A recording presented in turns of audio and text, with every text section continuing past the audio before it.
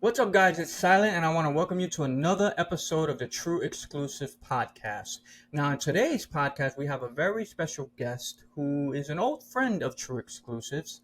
She's a musician, she's a songwriter, she's an activist, and we're going to catch up with her and see where she's been and what she's been up to after all these years. Welcome, Zewdy, Hi, to the show. peace. It's so good to be here. How are you, Oh, Zewdy? I'm well. I can't complain. I'm thankful. I'm blessed. Very happy.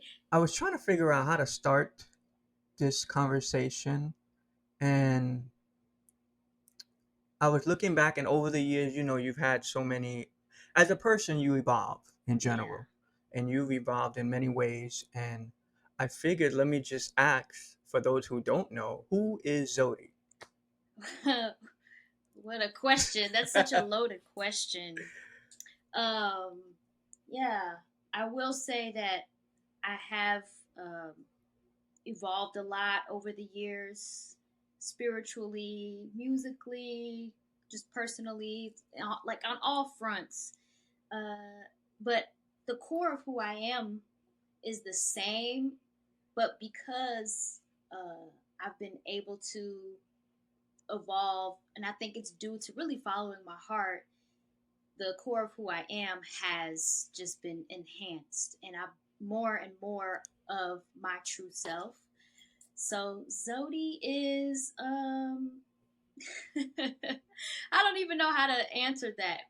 Zodi is still all of those things that you use to describe me: a singer, songwriter, activist, Muslim, um, lover girl. Um, yeah, and just someone trying to spread light as long as she lives. So yeah. Oh, I love that answer.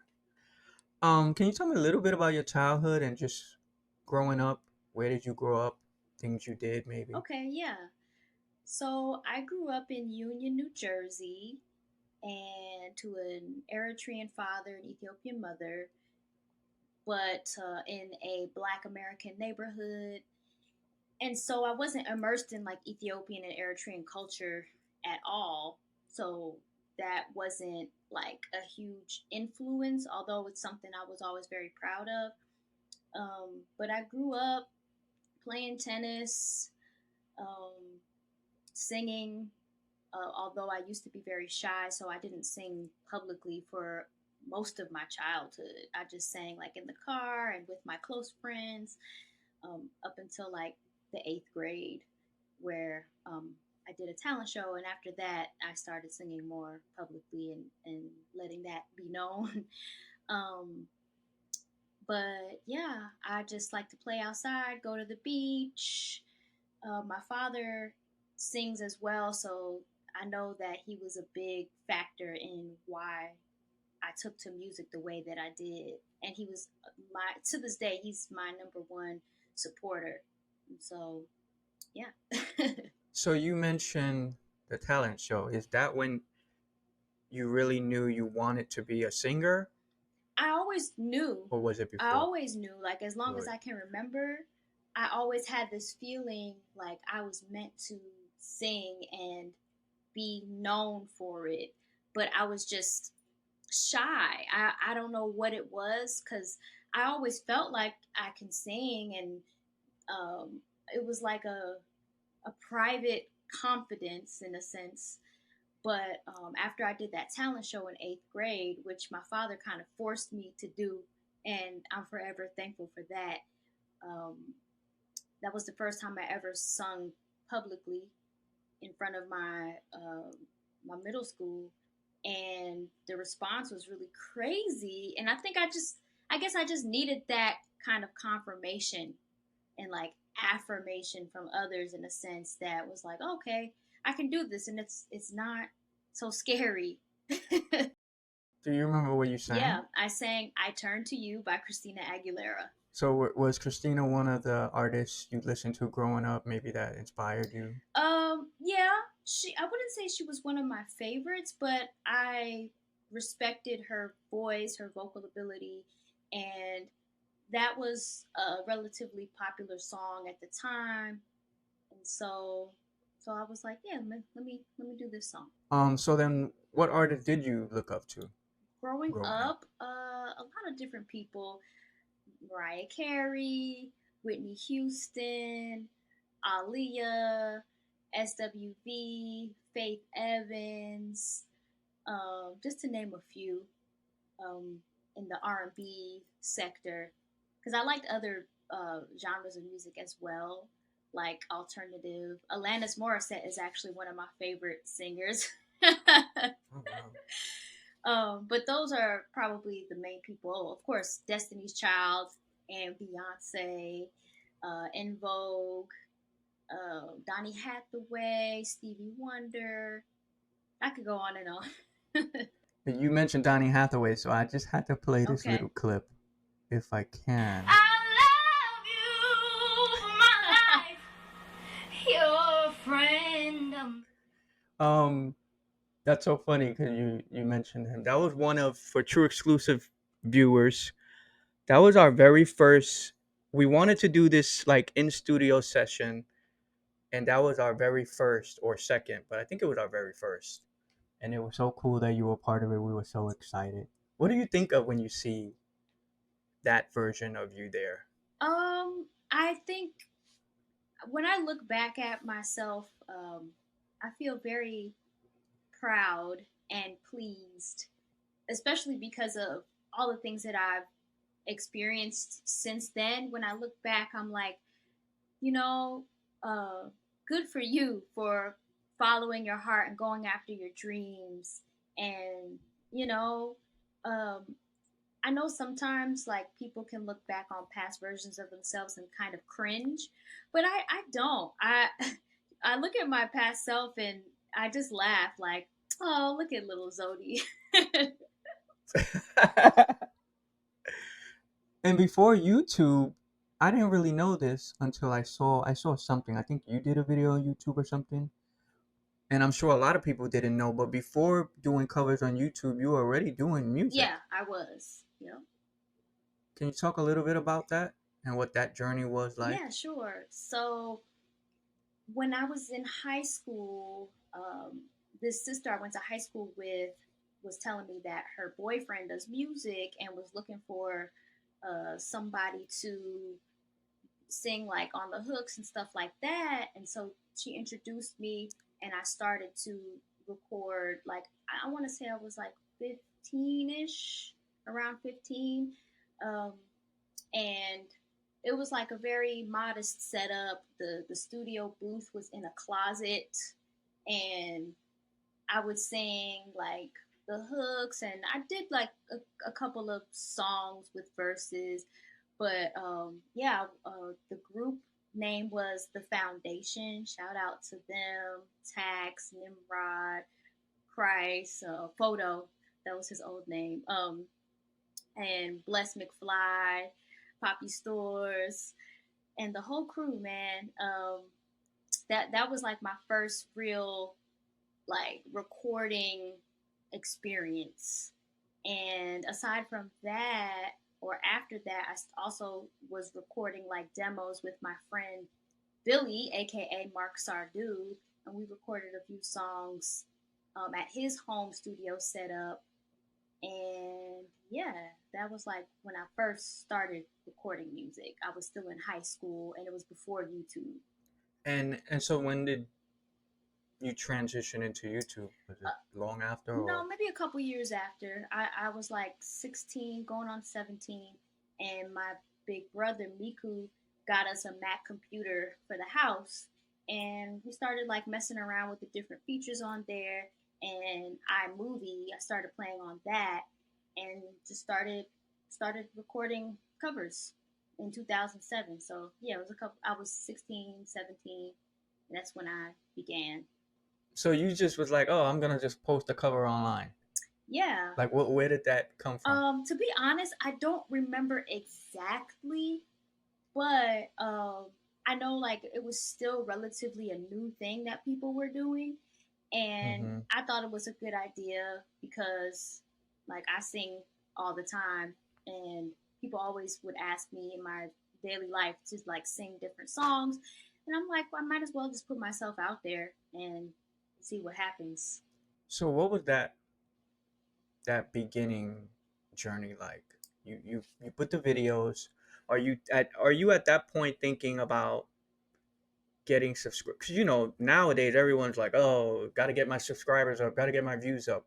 Was that something you were thinking of back then, or was it Um, just put it out there and see what happens? so it was mostly put it out there and see what happens, and like, of course, I thought about subscribers, but I just, as long as they came organically, that was all I cared about. So I would post cover songs, and then gradually I was gaining subscribers, and then I started to think, okay, I'll take requests from people, and I'll also do songs that are popular. I'll do classic songs, and so that helped because that people would be searching like the new songs that were hot at the moment, and then people would always look for those classics.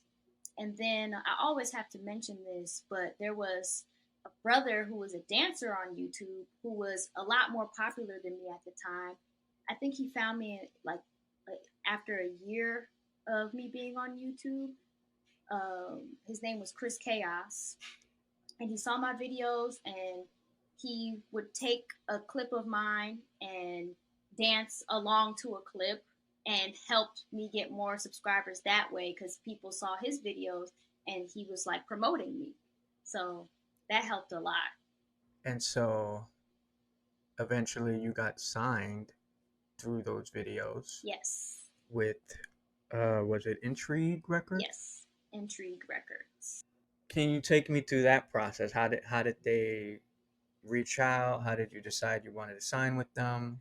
So they reached out via email, and they were telling me some things about, they were interested in, you know, potentially signing me. And um,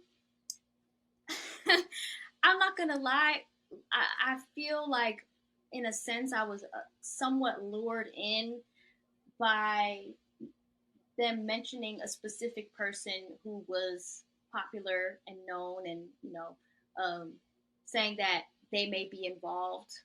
So, so yeah, after that, I talked with my father, and I talked with one of them on the phone, and I remember there being this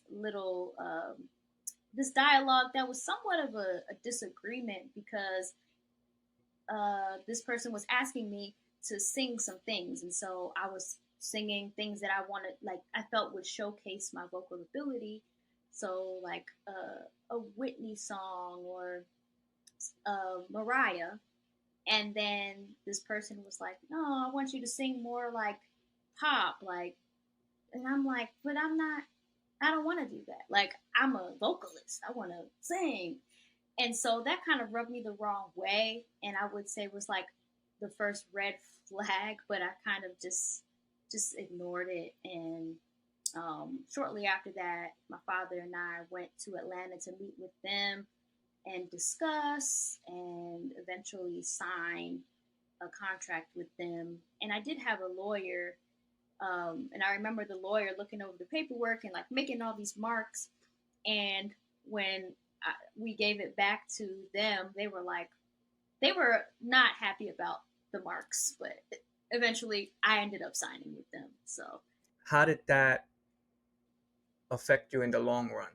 so I will say, I at the time I knew it didn't feel right, but I was young and inexperienced and ignorant and naive, and so instead of trusting my gut, I was like, well, maybe these people know better than I do, because they also told me, just we're gonna do this for now, and later, then you can do what you want. You can do the type of music you want.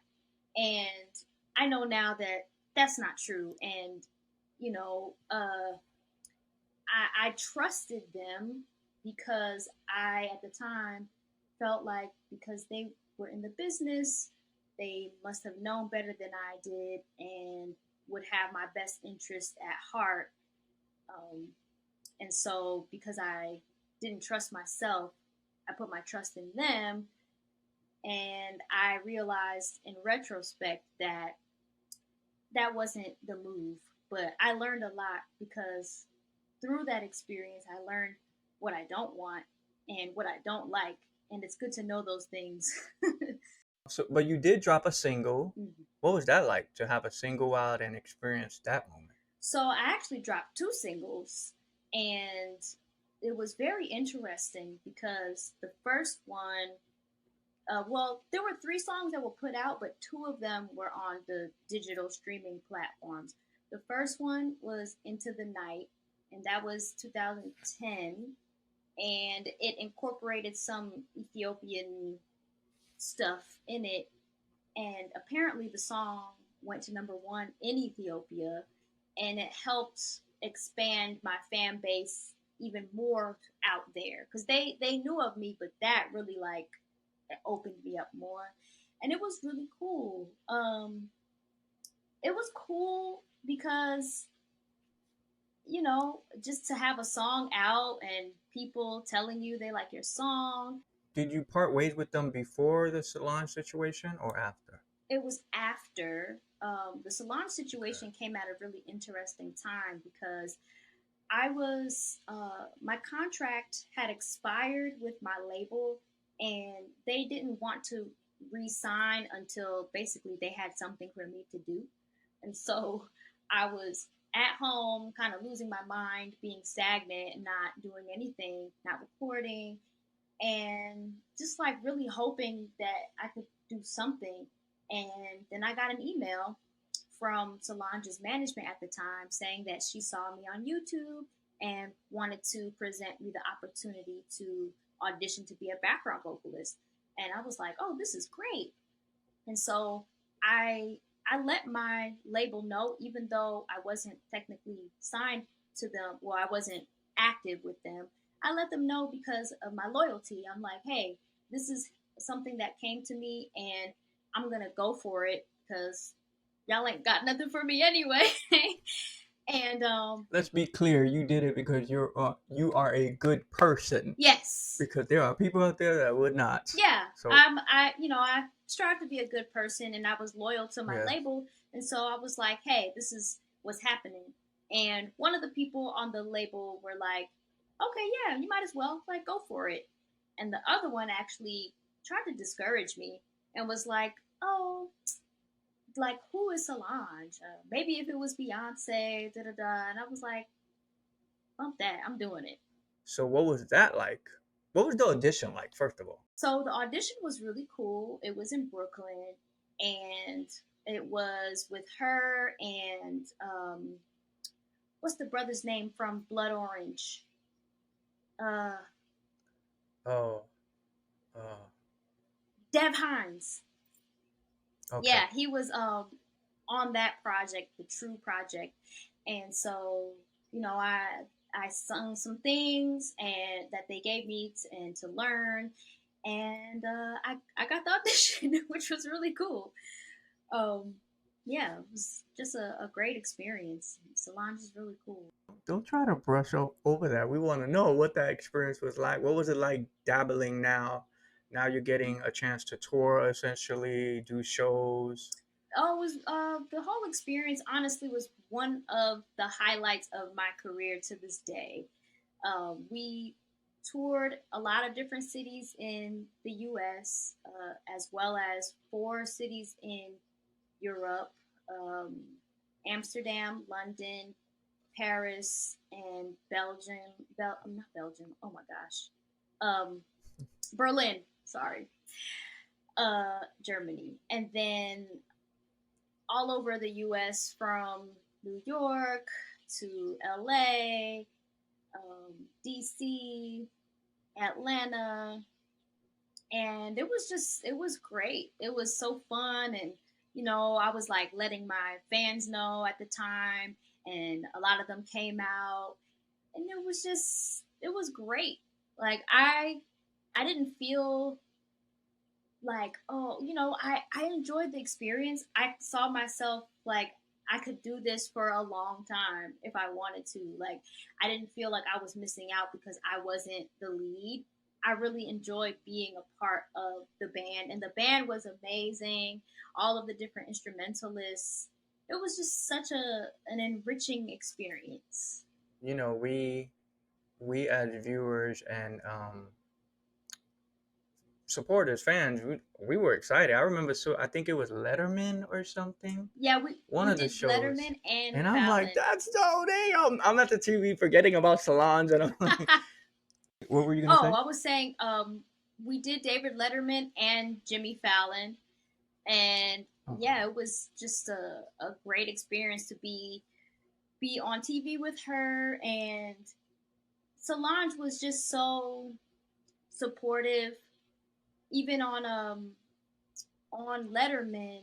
Oh no, for Fallon, I don't remember one of them. She gave me a line to do, like one of her lead lines, and I don't really know exactly why. Maybe it was like in that moment for her to catch her breath before she continued or something.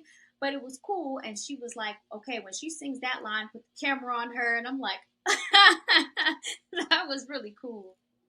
And so you decided to end that situation at a certain point, correct? Yes, but at the beckoning of my label, because they were saying, "Oh yeah, we're ready for you to come back so you can like buckle down and work on your stuff and, your solo career." And I believed them, but in retrospect, I don't think that was the case. I really think they just felt threatened and they wanted to remove me before maybe they saw that she was going to take off and become even bigger than she was, and would take me with her. And yeah, so my last show with her was in Atlanta, and I let her know even prior to that. Like, I let her know that eventually I was gonna have to stop, just as like a heads up, because I had a label situation, and she understood. And then when I told her my last show, like, I was really sad. Like, I really did not want to leave the tour because part of me was already starting to lose trust in my label because I had been with them at that point. Um, Let me see, 2009, like almost 4 years, and not a lot to really show for it, and a lot of things didn't really come into fruition that we discussed. So yeah, so I left the tour. Okay, so you leave the tour and you go back thinking, all right, I'm gonna buckle down with the label. We're gonna start getting this going. What really happened? What really happened is that's when we released Lover Lover with Joe Mercer Marley, and we had like a single release party, which was really cool. And after that, things were kind of slowing down. Like, I was recording music and working with different songwriters and producers. And oh yeah, at this time also, my label owners separated. So one of them said, I'm not able to do this anymore. And so they left. And I think that made the other one feel not so secure. And so, in a panic, I think this person begged somebody else to help with promoting, in a sense. And I'm trying not to like name names because I don't care to like throw people under the bus. It's like, what happened happened, but it's my story. And I did go into more detail, like a lot of detail on my YouTube and in a like a chronological thing, but I still didn't say names because I didn't want to do that. But anyway, this person asked a more notable person to post me on their Instagram. And when they did, all of a sudden, I started to get a lot of followers on Instagram to the point where I had like, it shot up to like 103 or 108K. And, but when I looked at the followers, I noticed that a lot of them were not real. And I'm like, did you buy me followers? And they admitted to it, and like everybody does it. And I'm like, ugh, like if it wasn't clear that we didn't see eye to eye before, that made it even more because I'm like, I am about organic, authentic, like real, like that's more important to me than these numbers that don't mean anything. And people that pay attention can tell if you have all these followers and all these likes or views, but like the comments don't reflect that. It's just that really pissed me off. I'm not gonna Wow, lie. they're just really not trying to have you do anything. Right. But I at that point I just continued to really follow my heart and become more assertive because I was getting more self assured, and I knew, like, you know what? I believe in myself and who I am and what I have to offer. And I know that who I am truly is attractive, and people love me for who I am. I don't have to be another way, or like, being a Muslim, I became more modest in my expression, and I always wanted to have music that had substance. Like that was always what I wanted to do. Um, but the label was trying to make me do otherwise, and have my cleavage out and sing about one night stands. Like, I'm not trying to do that. That's not me. That's not my life. And so, can you talk to me about um, becoming Muslim and that journey? How did it initially begin? So when I got off the tour with Solange, I was really sad. Like, I wouldn't say depressed, but something akin to it, because I was already, like I said, like losing faith in my label, and I just didn't know what was going to happen. And at the same time, spiritually, I was in a very low place, and just so the viewers know, I didn't even believe in God for most of my life. And at this point, I had been questioning like whether there is a God, and I couldn't deny it anymore. I had come to this understanding and realization that the reason I was experiencing so much turmoil, or at least one of the main reasons, is because there is a higher power and I don't have a connection. Like, I don't even recognize. And so it was literally the night that I got off tour that I made my first prayer. And I was like, God, like, I know you're real. I just need you to show me who you are. Please show me who you are. And so after that, I started to experience really interesting things. I was getting like intuitive nudges, and I feel like in retrospect, I know that was God telling me to do certain things, and I got this urge like, oh, I need to detox. I need to detox my life, like the toxic people in my life and my lifestyle, because at the time I was smoking and drinking, but I was very low key about it. Like, it wasn't something that I was broadcasting to the world. But I was like a straight up pothead. I was smoking all the time. But anyway, um, so and conveniently enough, there was a fast coming up. So, like, the Ethiopian Orthodox version of Lent, which is a 55-day vegan fast. And so I was like, you know what? I'm gonna join this fast. And so I did. And about a month into the fast, I was feeling really good. I felt like all of my senses were heightened, and I just felt really good. And I went to a concert with one of my homeboys. Shout out to Nautic, aka Gabriel. We went to a Liana La Havas concert, and there I met the brother who eventually introduced me to Islam. But when I met him, I felt like I knew him. Shout out to brother Brandon. I I felt like this very strange familiarity, and I'm like, I literally asked him like, "Do I know you?" He's or like, "Have we met before?" And he's like, "No, I don't think so." But yeah, we started talking, and I was just telling him the things I felt very passionate about, like uplifting our people and using music to do that, and like black unity and all this kind of stuff. And then he tells me that he's a Muslim in the Nation of Islam. And I'm like, cool. I really didn't know anything about the nation. I didn't know anything. I didn't hear negative things. I didn't necessarily know positive things. I just knew they were like predominantly black Muslims. And so we would talk about things, and he would send me lectures, and the lectures I could apply the wisdom to my life and almost immediately start to see results. And like, I was like, wow, I feel like this is what I've been praying for. Like, nothing had ever resonated with me spiritually.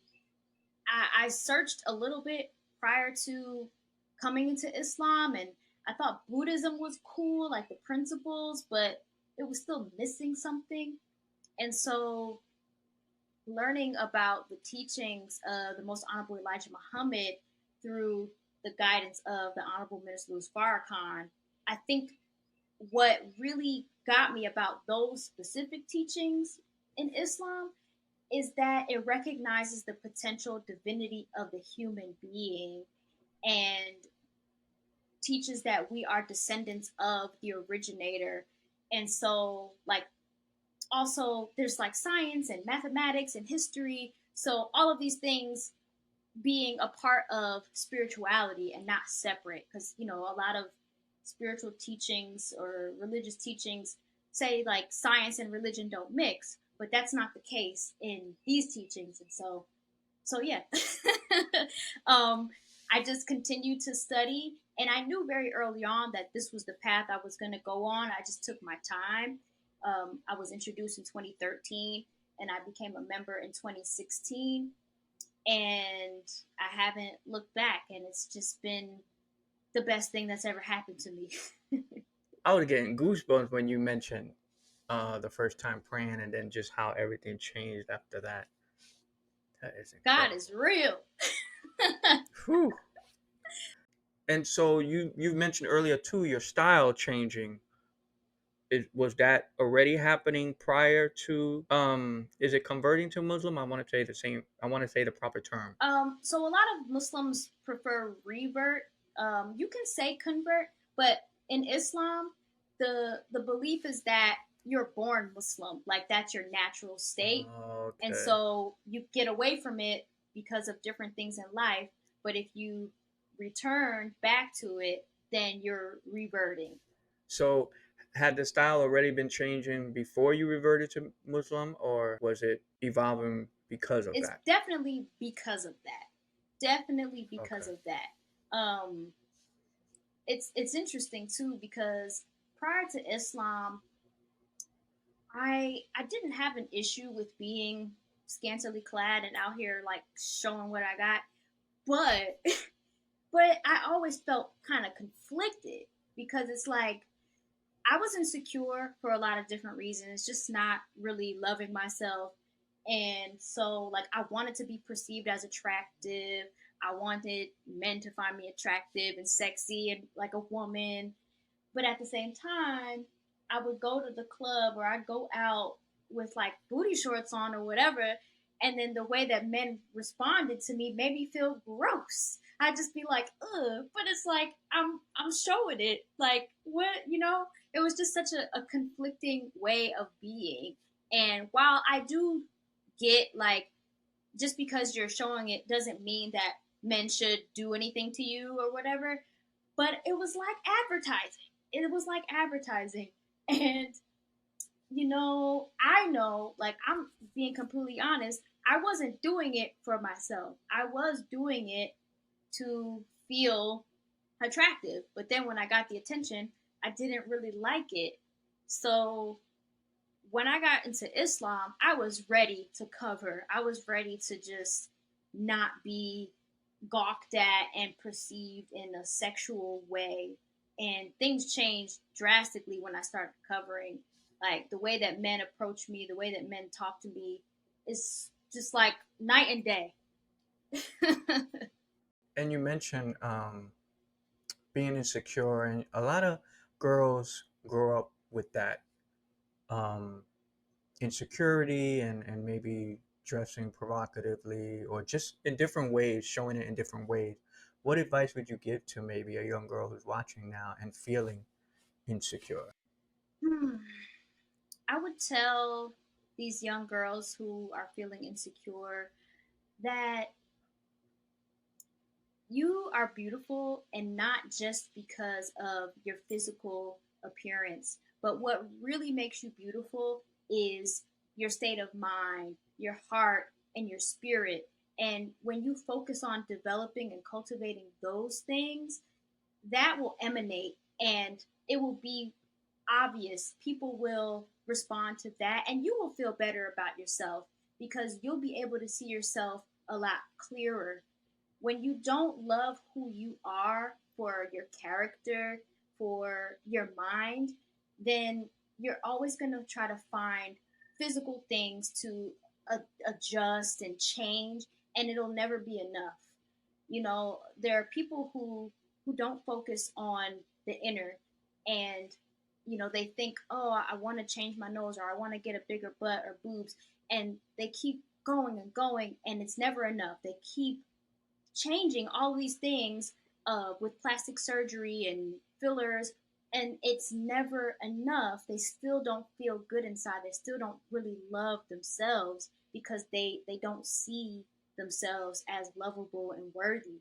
But when you love yourself, when you feed on content that teaches that, whether it's on the internet or books that teach you to love yourself for who you are on the inside, that will make you understand that the external is an afterthought. It's like, of course, you want to love how you look on the outside, but that won't be the focal point. And when you love yourself on the inside, then the way that you address the external will come from a more whole place. Ooh, come on with a word. It ain't Sunday, but it's a Tuesday, and it all matters. And it's going up on a Tuesday. Shout out to Makoni. I did want to ask you. You said during the fast it was a vegan fast. Were you already vegan, or No, did you? that was when I embarked on a plant based journey. That was the beginning of it. Wow. So what was that? Was it easy, or was it hard in the beginning? It was kind of hard in the beginning. Like, I was literally having dreams about mac and cheese. And yeah, but after like a year and a half, I was like, bump this, I need dairy. So I started to incorporate dairy back into my diet, which I don't regret at all. And to be completely honest, more recently I started dabbling into meat here and there, but I'm still majority of the time vegetarian, plant based. But I just one day I was like, it was actually Thanksgiving of 2022. My uncle made a pot roast, and I just saw this piece of meat, and I was like, I'm gonna eat that. And they were like, really? I'm like, yep. No regrets. Well, as long as there's no regrets. I'm always trying to tell myself like, at least try to eat healthy, but it is hard. It can But I be guess I just got hard, to do it. especially because of like the world that we live in makes it hard sometimes because healthy That's food is true. expensive, Yeah, and that's true. like the processed foods and fast food and all that other stuff is so accessible and convenient. But if you gradually start like maybe eating less of that throughout the week and just make little adjustments, I think that would help. You mentioned earlier when you were talking about your childhood and not really knowing much or experiencing much of your Ethiopian side, but I know you went, right? Yes. You did some shows over there Yeah. in your later years of life. What was that like to actually go there and connect with your roots, essentially? That was super cool. I had wanted to go to Ethiopia my whole life, and we didn't have the opportunity. Well, we were trying to at one point. My father was getting his like American citizenship to do that, because since he's technically an Eritrean, he was born and raised in Eritrea, and then he moved to Ethiopia. At the time, politically, the two countries had an issue, and so when we tried to go to Ethiopia, they would not allow him because he's Eritrean. So that was when I was younger.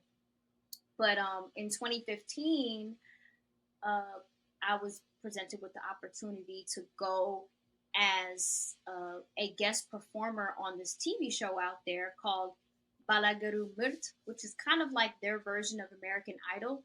So as a guest performer, I went and my father as well, and it was amazing. That was actually the biggest crowd I had ever performed in front of. It was like thousands of people, thousands of people. I don't even know the amount, but it was a huge stadium. I think it's called Millennium Stadium. And if I'm not mistaken, that stadium was built for Beyonce coming to the country to perform for the Ethiopian Millennium, because Ethiopia's years are like 7 years behind. It's a whole thing. They have a different calendar system. But yeah, so I went there for that, for the Balaguru Mirt, and it was amazing. And after that, it it caused them to want me to come back. And so a few months later, that was September 2015.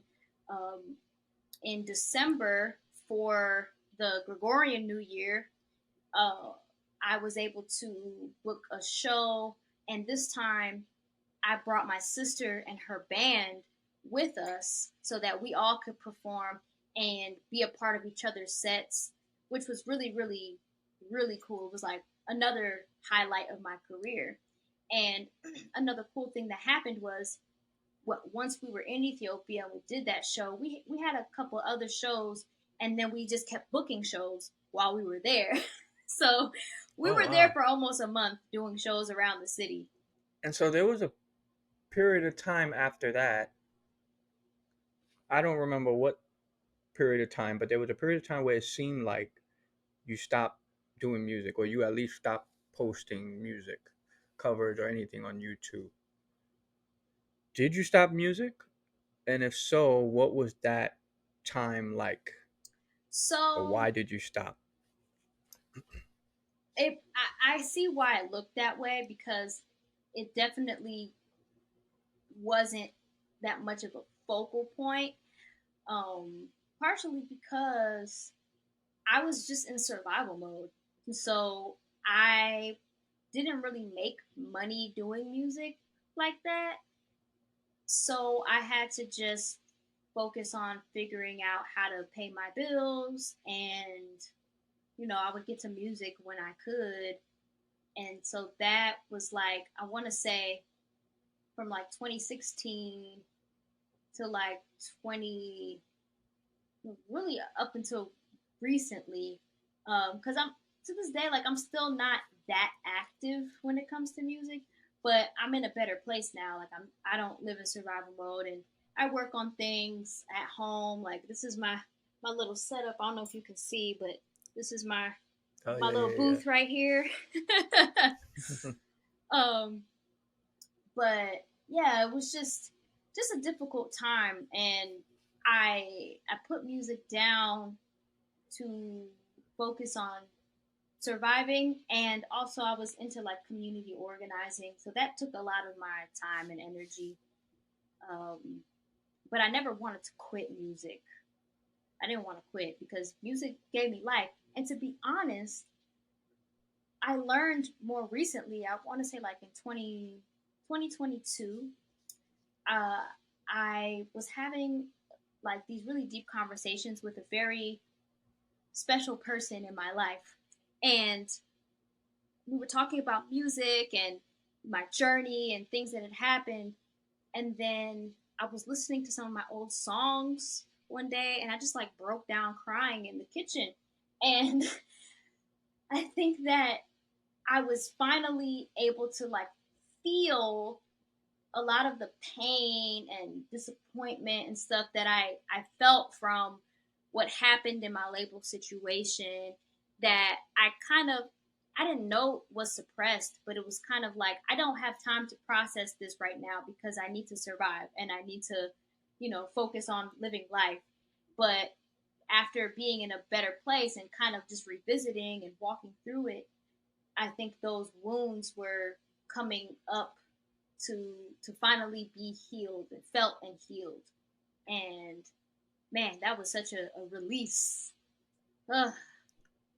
Ooh, I could imagine. Yeah. And speaking of survival mode and kind of just trying to live life and survive, as a creative, because I'm going through this right now, if I'm being honest. And it's like people will see a photo or maybe a video you upload and think, oh, they got all the money in the world, they living it up. And it's so not what you think. It is a struggle behind the scenes. Can you talk a little bit about that aspect of it? Yeah. So I think people just assume because you are popular online, you got a lot of views, and they deem you as really talented, they automatically assume that translates into having money. And like, I'm not piss poor, thank God. But for a long time, especially after I left the label, like, I was really just in a financial deficit. Like, I was just really, I didn't have money. I was struggling. And it's not something that you necessarily broadcast or want to broadcast because it's like, why? I don't want people feeling sorry for me. I don't want people being like, oh, poor Zewdy. Like, it's not your business how broke I am. Um, and if I were on the opposite end of the spectrum, I don't want to flash that sort of thing either. Like, it's just not your business. But yeah, it's just very interesting. Like, people just assume that you have money. And I would be honest when people will ask like, oh, why aren't you working on music, this and that? And I'm like, cuz I just can't afford to right now. Like, you know before I had equipment, I wasn't able to acquire it because all the money I was making was going to my bills and my food. And it's like, yeah, I don't have time or resources. I don't have the access to the studio to just do music at any time that I want. So like I would tell people that. And yeah, it was just a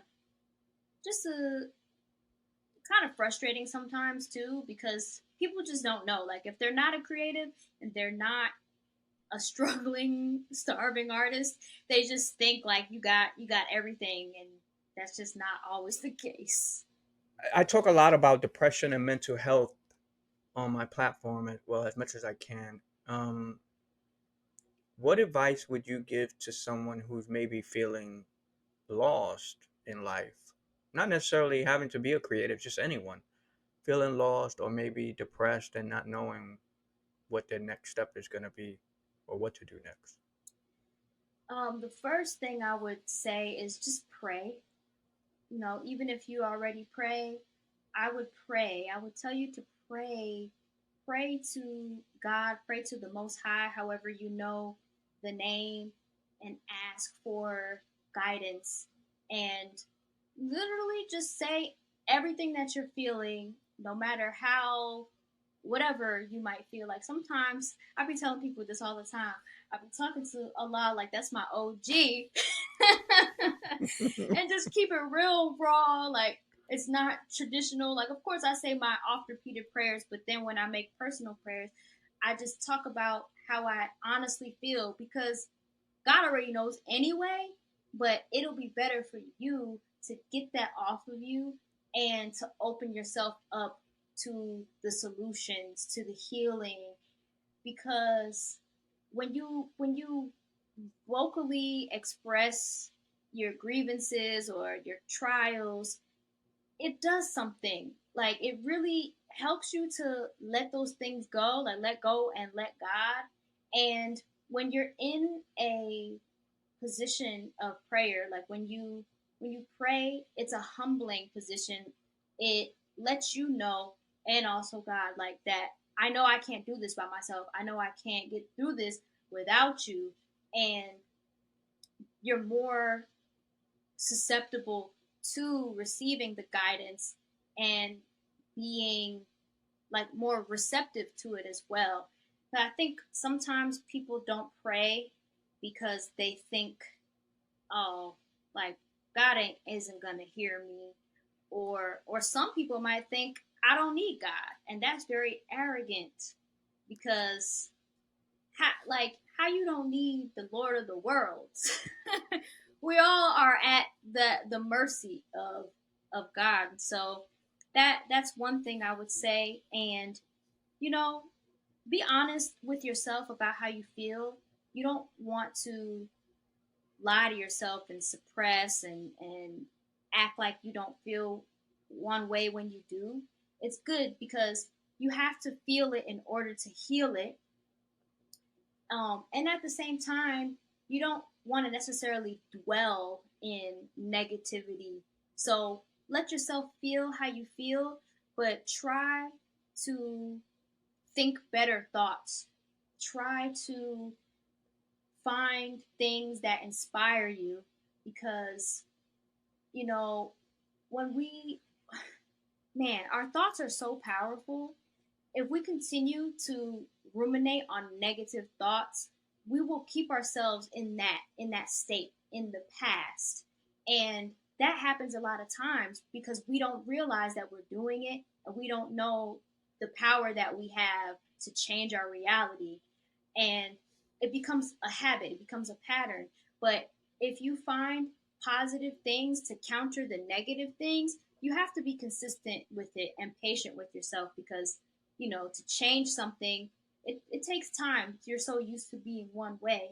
But use positive affirmations, say things that go against those negative things, and try to do it every day, several times a day. Eventually, those negative thoughts will go away and you will have a more positive, like, self talk.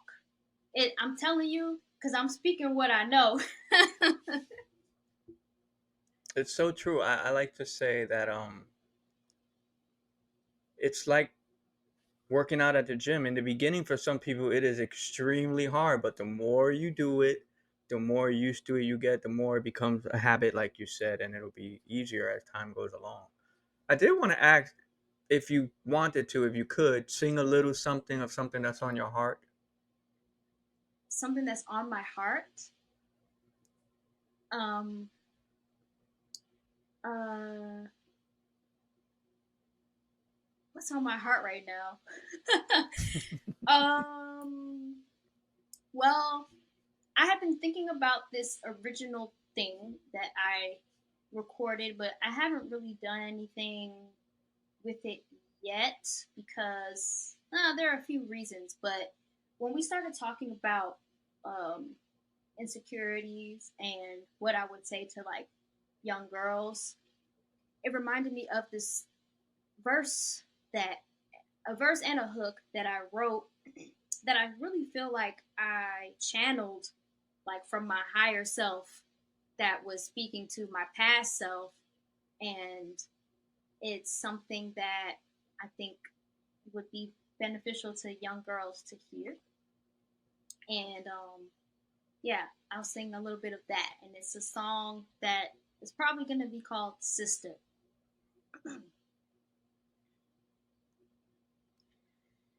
When you don't know who you are, it's easy to fall. See, you don't think much of yourself at all. And it's not your fault that somebody lied to you about what you are worth. When you are more valuable than the wealth of the earth, we've got to unlearn these corrupt ways. So please believe me when I say, sister, sister, friend of mine, you don't know that you're divine. You're hurting now, but soon you'll find out of darkness will come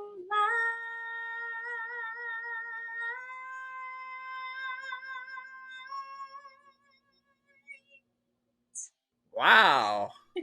Ooh, that is the perfect way to wrap up this conversation. I ask, well, I'll still ask it.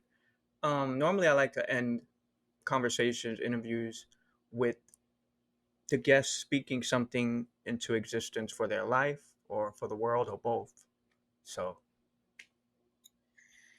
light. Oh, okay. Um,